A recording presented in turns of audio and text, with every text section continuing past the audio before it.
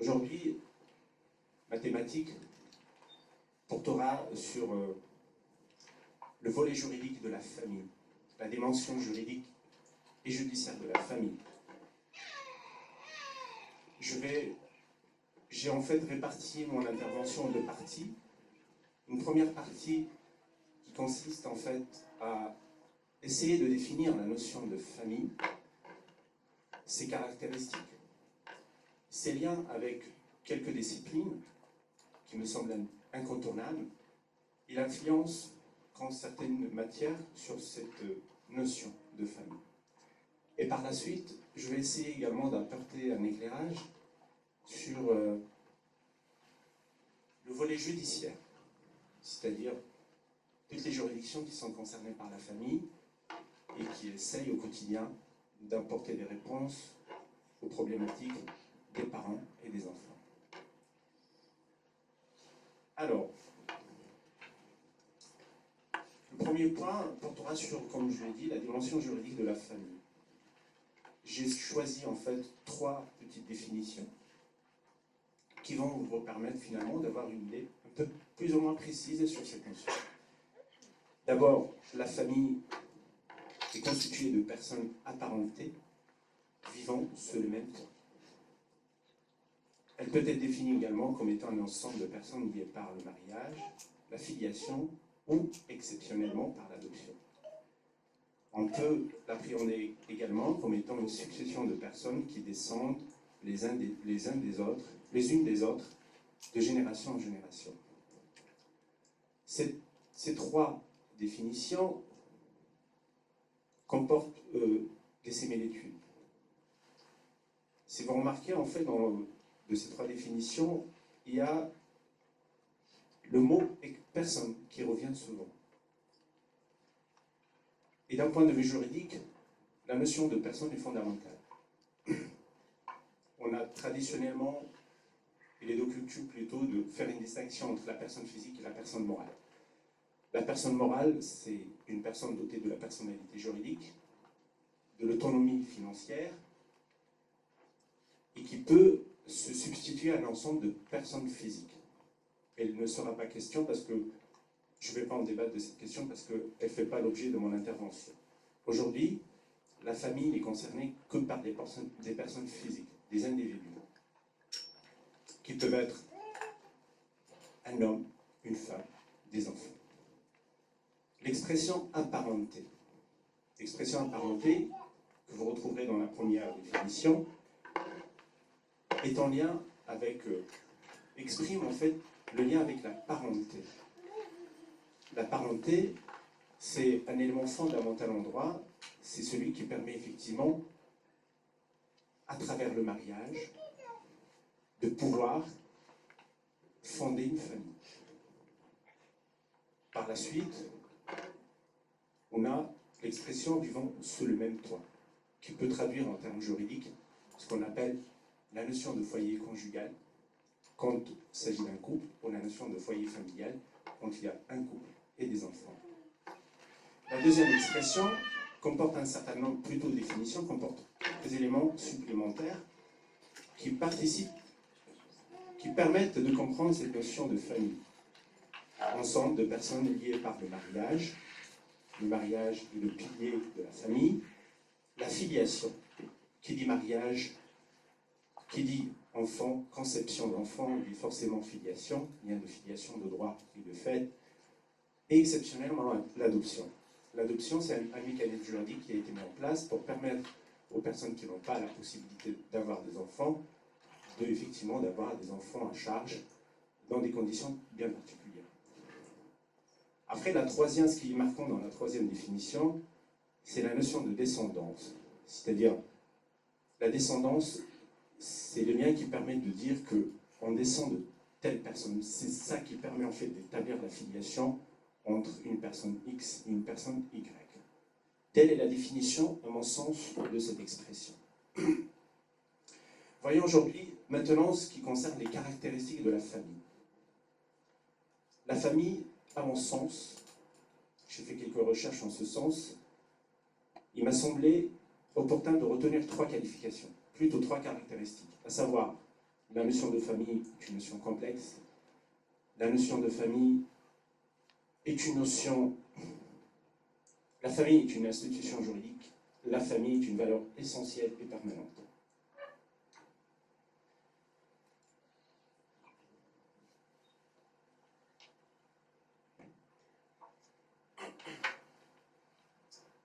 Le premier point concerne la complexité de la famille. Cette complexité émane de sa diversité. Et cette diversité comporte deux volets. Elle est diverse dans l'espace et dans le temps. Dans l'espace parce que il existe des différences entre plusieurs modèles de famille, entre la famille des pays industrialisés et les familles ou la famille des sociétés rurales. Et cette diversité est liée à plusieurs facteurs. J'ai retenu 3. Des facteurs géographiques, des facteurs idéologiques et des facteurs sociaux et économiques. Par la suite, on constate que la complexité de la famille provient également de sa diversité dans le temps. Parce que les familles d'antan ne sont pas forcément les familles d'aujourd'hui. On a tendance à croire ou à penser que la famille d'avant est une famille étendue, patriarcale et autoritaire. Alors que la famille, ou le modèle de famille qu'on propose aujourd'hui, c'est un modèle nucléaire, c'est-à-dire fragmenté. C'est des petites familles, égalitaires et libérales. Après, cette répartition n'est pas forcément constante. Les deux modèles cohabitent. Mais avec le passage du temps, on a constaté un basculement vers des familles qui sont plutôt réduites. Un couple, 2 enfants, on n'est plus, pour notamment des gens, des personnes qui ont vécu par exemple au Maghreb, c'est un phénomène qui existe de nos jours. Il y a des régions éloignées, on peut effectivement trouver sous le même toit les grands-parents, les parents, les enfants qui sont mariés avec leurs enfants, et ainsi de suite. Aujourd'hui, ce modèle tend complètement à s'estomper. Au-delà de ces éléments, de cette première caractéristique, il y a quelques traits qui caractérisent les évolutions de la société aujourd'hui. D'abord, une baisse substantielle du nombre de mariages. On est passé de 460 000 mariages en 1972 à 240 000 ou 241 000 mariages en 2014, dont notamment 10 000 mariages qui concernent des personnes de même sexe. Ça, c'est la première baisse, ou le premier constat sociologique. Le deuxième constat concerne la fragilité de la famille. C'est-à-dire que en 30 ans, on a assisté à une multiplication, plutôt à une croissance du nombre de divorces qui est passé à 300%. C'est-à-dire, il y avait 30 000 divorces en 1970. Aujourd'hui, le nombre plutôt pour l'année 2013, le nombre de divorces est passé à 124 000. Il y a une dernière constatation qui concerne la famille, c'est aussi son évolution et sa diversification, la diversification et l'évolution de ses fonctions. Alors qu'auparavant, sur le plan économique, la famille était conçue comme une unité de production et un moyen de transmission du patrimoine, parce que les sociétés étaient quasiment rurales, avec quelques agglomérations. Cette conception a cédé le pas pour laisser place à une autre conception de la famille, prise comme une unité de consommation. Je pense que vous avez déjà entendu parler, notamment dans les débats télévisés concernant la place de la famille pendant les élections présidentielles. La notion de ménage revient souvent. Le ménage, un lien très fort avec cette notion de consommation. Certes, la première caractéristique ou les constats qui en découlent peuvent laisser penser qu'effectivement, le modèle de famille est en danger. Mais je tiens à vous rassurer sur ce plan, parce que, et c'est ce qui fait ce qui confère à la famille cette deuxième caractéristique, c'est son universalité, le fait qu'elle soit une valeur essentielle et permanente. C'est-à-dire que toutes les sociétés aujourd'hui s'accordent que la famille est très importante. Et à mon sens, on n'assistera pas à la disparition de la famille. Peut-être à l'apparition d'autres formes de famille, mais en aucun cas à la disparition de la famille sur le fondement du mariage.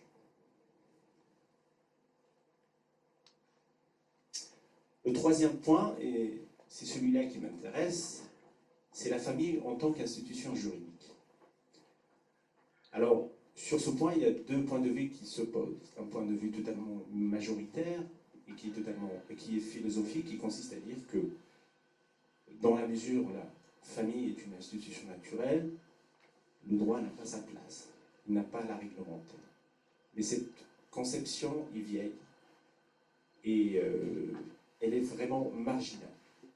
Il y a une autre conception qui me semble justifiée au jour d'aujourd'hui, c'est celle qui considère que la famille a son importance sur le plan social. Il a toujours suscité l'intervention du droit parce qu'il y a plusieurs problématiques qui en découlent et forcément le droit intervient pour les encadrer.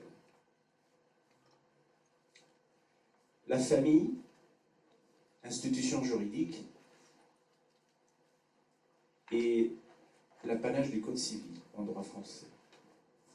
Mais le Code civil français ne donne aucune définition de la famille. J'ai listé un certain nombre d'expressions, de mots qui se réfèrent effectivement à la notion de famille, mais en aucun cas on peut la définir, on trouvait en fait une définition de la famille dans le Code civil. Alors il y a quelques références qui sont expresses, comme la direction de la famille, c'est une expression qu'on trouve dans le Code civil, le logement de la famille, l'intérêt de la famille. Il y a quelques références implicites qui laissent penser que toutes ces institutions sont en lien avec la famille. Le mariage, le divorce, l'autorité parentale, la minorité, le pacte civil de solidarité, le concubinage, les successions, les donations, les régimes matrimoniaux. Le Code civil retient deux critères pour définir la notion de famille. D'abord, le critère de l'alliance, et l'alliance ne peut résulter que du mariage. Le mariage est un lien de droit qui unit les époux, ainsi que chacun d'eux, aux parents de son conjoint. Qui dit mariage, dit forcément formation. Il y a quelques éléments indispensables pour qu'on puisse effectivement consommer un mariage. Ce sont des conditions de fond et de forme que je ne vais pas détailler dans le cadre de mon intervention. Mais le mariage génère un certain nombre de droits et d'obligations. Le Code civil, comme j'ai précisé, fixe les conditions de fond et de forme du mariage, les modalités de son relâchement à travers ce qu'on appelle la séparation de corps, que je vais aborder par la suite, son extinction à travers le divorce et le décès, l'organisation des rapports entre les époux, le devoir de fidélité, d'assistance, la communauté de vie, les relations patrimoniales, quel modèle, quel régime choisir pour organiser sa famille. Doit-on opter pour un contrat de mariage, pour un régime de séparation des biens, ou un régime de communauté conventionnelle, ou un régime de participation aux acquis. Il y a aussi le devoir de secours et la contribution en charge du mariage. Le critère de l'alliance est très important. Il est en lien direct avec le mariage, et on va revoir un autre critère. Mais je tiens à préciser sur ce plan qu'il y a d'autres modes de formation de famille qui ne permettent pas, qui ne sont pas dotés de ce critère d'alliance, à savoir le concubinage et le pacte.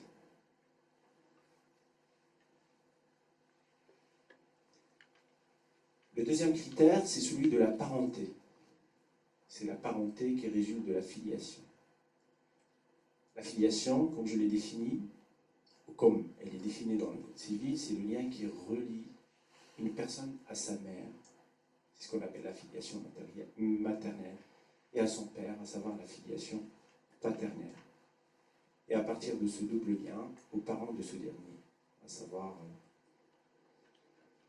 Il y a un critère qui a été mis en place en ce qui concerne la parenté, qui est en rapport avec la filiation, c'est que depuis un moment, depuis quelques années, on a créé le principe de l'égalité des filiations. Pourquoi? Parce que vous savez très bien, il y a des enfants qui sont légitimes et d'autres qui ne le sont pas. Ce problème a été traité sur un plan constitutionnel. Il n'y a aucune différenciation aujourd'hui sur le plan juridique entre les enfants légitimes et les enfants qui ne le sont pas. Il y a d'autres sociétés qui effectivement ne reconnaissent pas des droits aux enfants qui ne sont pas légitimes, c'est-à-dire les enfants qui sont nés d'union ou de relations sexuelles hors de mariage. Le lien de parenté, comme le lien d'alliance, engendre un certain nombre de conséquences. Quand des personnes ou un couple, des personnes se marient, s'ils font des enfants, forcément il y a un certain nombre de droits qui en découlent. L'attribution, par exemple, de la nationalité française, l'attribution du nom et du prénom, l'enfant, parmi ses obligations, doit honneur et respect à ses parents et à sa mère, je vous laisse apprécier. L'autorité parentale également, les responsabilités ou la responsabilité civile et pénale solidaire des parents en ce qui concerne les actes de leur enfant, et ainsi de suite.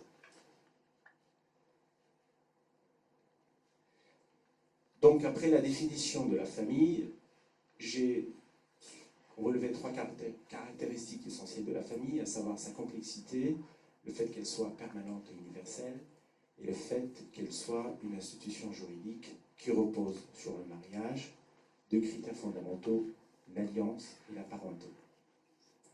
Toutes les autres formes de vie sociale ou de famille qui ne reposent pas sur ces 2 critères ont été saisies par le Code civil, mais à travers un certain nombre d'autres mécanismes juridiques.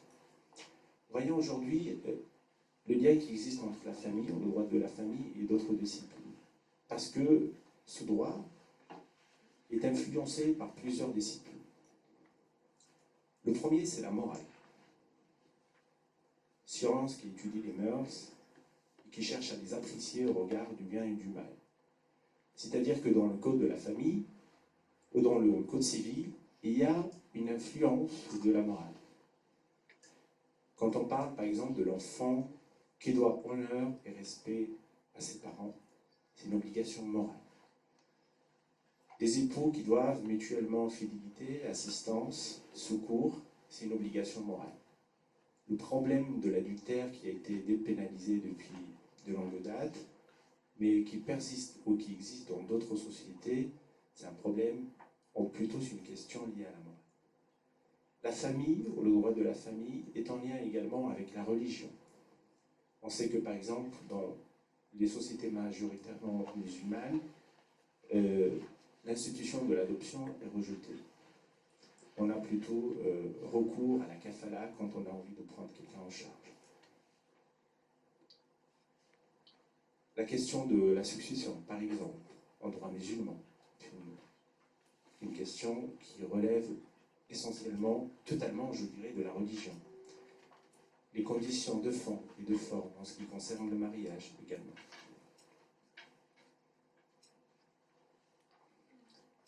La troisième discipline est la sociologie. Donc, je sais très bien qu'en droit de la famille, en France essentiellement, et même ailleurs, les études sociologiques sont très importantes. C'est le facteur déterminant qui permet aux législateurs de fixer les règles en fonction des évolutions sociétales. La famille est influencée également par les sciences biomédicales. En France également, on sait que tout récemment, il y a beaucoup il y a eu un toilettage législatif et beaucoup d'interventions de législateurs pour mettre à jour un certain nombre de lois, parce que la science à apporter des innovations, ce qui a nécessité forcément de revoir les textes anciens ou de compléter les textes qui existent. L'apanage de ces sciences biomédicales, c'est d'avoir dissocié la sexualité et la procréation. On sait très bien que c'est le mariage de naturellement et historiquement qui permettait effectivement d'avoir des enfants. Aujourd'hui, la science nous permet beaucoup de choses et le législateur intervient pour réglementer l'ensemble de ces questions. La famille, en dernier, tire ou trouve ses ressources dans plusieurs disciplines juridiques, dans plusieurs droits. Il y a le droit de la famille, mais finalement, le Code civil, par exemple, en France, définit un certain nombre de règles, mais on sait très bien que ce droit n'est pas essentiellement national, il est international, il est conventionnel. Je dis qu'il est international parce que si on se réfère à la Déclaration universelle des droits de l'homme, on trouve un certain nombre de notions qui sont en lien avec la notion de famille, notamment le respect de la vie privée. C'est le cas d'un certain nombre de directives communautaires. Les directives communautaires, c'est toutes les lois qui réglementent la vie en société en Europe et qui s'imposent par définition à l'ensemble des États de la communauté. Il y a aussi la Convention internationale des droits de l'enfant qui contient un certain nombre de dispositions en lien avec la famille. Le droit de la famille est un droit conventionnel. Parce que si en Europe, on a effectivement l'avantage de mettre en place des directives communautaires, l'immigration a nécessité, notamment dans les rapports entre la France et les pays de l'autre rive de la Méditerranée, de prévoir un certain nombre de textes qui permettent de réguler les problèmes qui se posent sur le plan juridique, et ce sont de nature culturelle, sociale, économique, de ces personnes qui sont venues d'ailleurs.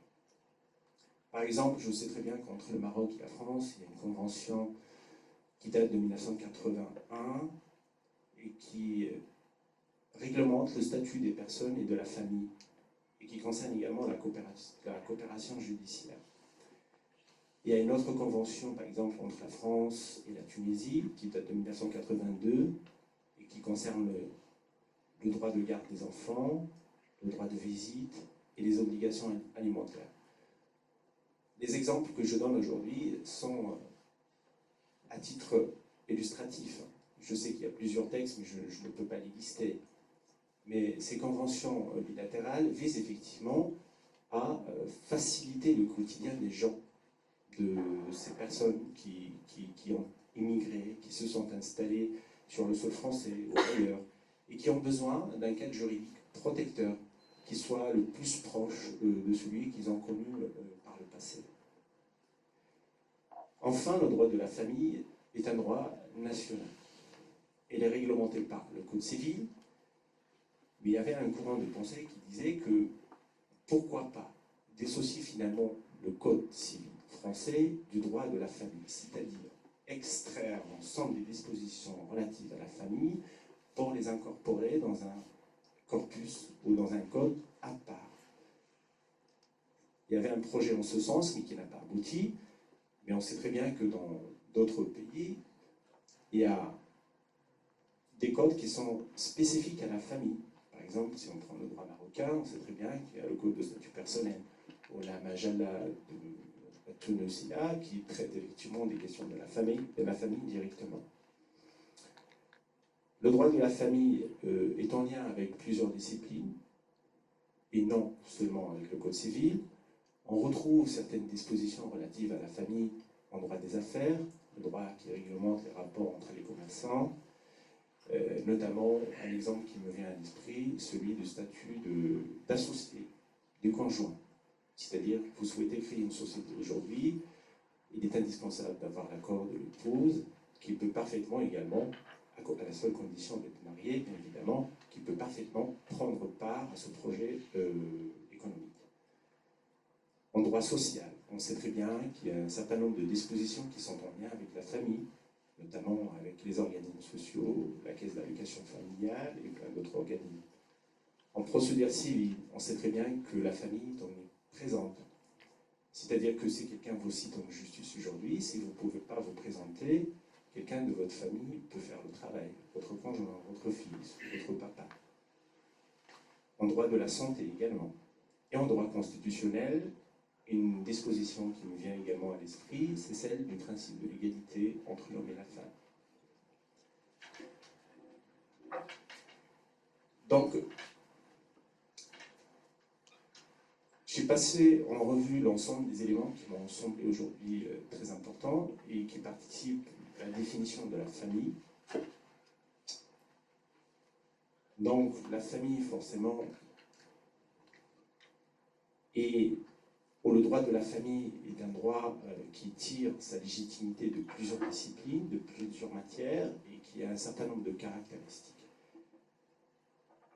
Voilà ce qui concerne en fait ce côté relatif à la définition et aux caractéristiques de ce droit.